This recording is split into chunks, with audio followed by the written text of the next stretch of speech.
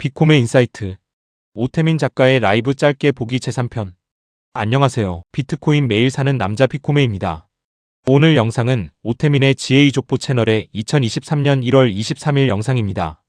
영상의 제목은 심심풀이로 읽는 비탈릭 2입니다.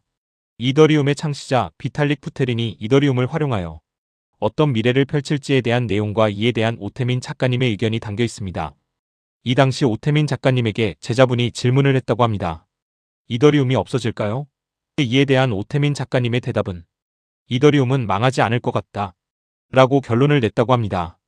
그에 대한 대답을 아래 내용을 통해 찾으시면 됩니다. 1시간 넘는 영상이지만 6분 이내로 정리했습니다. 고정 댓글로 원본 링크도 남겨놓을 테니 시간 되시면 원본 영상도 꼭 보시면 좋겠습니다. 오늘 영상은 심심풀이로 읽는 비탈릭이라는 제목으로 오태민 작가님이 비탈릭 부테린의 저서를 인문학적 관점에서 비판적으로 리뷰하는 내용입니다. 라이브 내용 시작합니다. 반갑습니다. 오태민입니다. 오늘은 비탈릭 부테린의 책을 함께 읽어보려 합니다. 제가 2017년에 대학에서 스마트 컨트랙트를 강연할 때 느꼈던 건데 이더리움 진영은 기술적으로는 뛰어날지 몰라도 지적으로는 참 황폐하다는 인상을 받았습니다.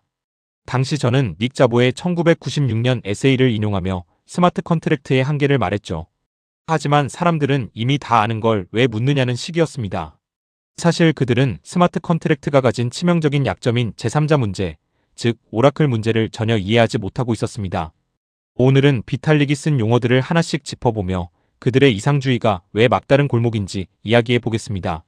새로운 용어는 지적 빈곤의 증거인가? 비탈릭을 비롯한 이더리움 진영은 자기들만의 새로운 언어를 만드는 걸 참 좋아합니다. 인문학에서는 이미 제3자 문제나 라스트 마일 문제라고 부르는 것들을 굳이 오라클 문제라는 멋진 말로 포장하죠. 저는 2018년에 쓴 책에서 이를 이미 인문학적으로 정리했습니다. 비트코인 하는 사람이 썼다고 이더리움 진영에서는 무시했을지 모르지만 사실 그들이 고민하는 데이터 정량화 문제는 수천 년 전부터 무덤에 들어간 백인 남자들, 즉 서구 철학자들이 이미 다 논쟁했던 것들입니다. 족보도 없이 새로운 용어만 만든다고 해서 없던 길이 생기는 건 아닙니다. 케네스 에로우와 투표의 불가능성. 비탈릭은 책에서 나오나 투표 시스템에 대해 장황하게 설명합니다. 하지만 그는 경제학자 케네스 에로우의 불가능성 정리를 먼저 공부해야 합니다. 민의를 완벽하게 반영하는 투표 제도는 수학적으로 불가능하다는 것이 이미 증명되었습니다. 투표는 결국 가위바위보 같은 순환 구조에 빠지기 마련이죠. 그런데 공학적 마인드만 가진 친구들은 블록체인 기술만 있으면 직접 민주주의가 가능할 거라고 착각합니다. 인문학적 기초가 없으니 막다른 골목인지도 모르고 열심히 땅을 파고 있는 꼴입니다. 세상을 너무 공학적으로만 보고 정치를 지워버리려 하는 것이 그들의 가장 큰 오류입니다. 스마트 컨트랙트가 현실과 만날 때 생기는 비극. 제가 자주 드는 예시가 있습니다. 홈플러스에서 바둑알 9,000개를 주문했는데 시스템 오류로 트럭 수십 대 분량의 바둑알이 왔다고 칩시다. 현실에서는 권력관계나 상식으로 일을 되돌리지만 스마트 컨트랙트는 코드가 법이기에 무조건 집행됩니다. 이처럼 현실 세계의 귤과 사과는 그 경계가 모호합니다. 한라봉은 귤입니까? 아닙니까? 인간은 맥락으로 이해하지만 프로토콜은 모든 경계에 대해 엄청난 양의 각주가 필요합니다. 그래서 스마트 컨트랙트는 리니지의 아이템처럼 디지털 안에서만 정의되는 것들에 최적화되어 있습니다. 현실 세계로 나오려 할수록 오라클 문제라는 거대한 벽에 부딪히게 되는 것이죠. 탈정치를 추구하는 가장 정치적인 행위. 비탈릭은 정치를 배제하려고 노력하지만 역설적으로 그의 모든 주장은 매우 정치적입니다. 그는 리버럴 자유주의의 한계 안에 갇혀 있습니다. 정치는 독립변수입니다. 어떤 기술이나 경제적 보상체계로 대체할 수 있는 것이 아니죠. 칼 슈미트가 말했듯 정치는 인간의 고유한 영역입니다. 정당 시스템을 우습게 알고 매번 투표로 모든 걸 결정하겠다는 발상은 결국 선거 공학에 휘둘리거나 무관심으로 귀결될 뿐입니다.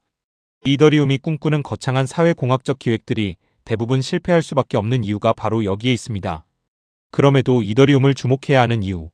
제가 이렇게 비판을 쏟아내니 이더리움을 싫어한다고 생각하실 수도 있겠지만 결론은 그럼에도 이더리움은 가치가 있다는 것입니다.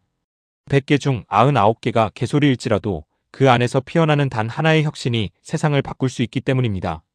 이더리움은 도박, 즉 경계가 명확한 디지털 알고리즘 금융에 최적화되어 있습니다.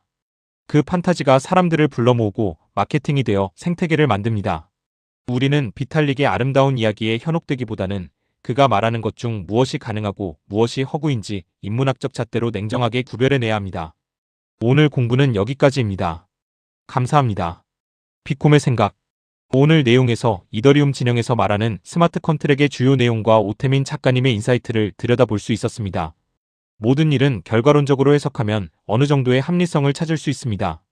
우리는 비트코인이라는 생물과도 같은 자산의 폭풍의 한복판에 있는 것이지요. 저도 물론 그 가운데 있고요.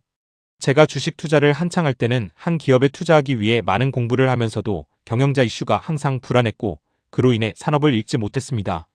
산업을 읽는 건 주식에서 정말 중요하죠. 그래서 주식도 좋은 기업을 믿고 꾸준히 팔로우하면서 보유하는 것이 중요합니다. 하지만 저는 그러지 못했어요. 비트코인이라는 자산의 공부를 열심히 하면서 투자할 수 있는 기회가 있어서 다행이라는 생각과 더불어 계속 모아가 보려고 합니다. 함께 분할 매수하시죠. 오늘 내용이 도움되셨다면 구독, 좋아요 부탁드릴게요. 내일 또 사고 올게요.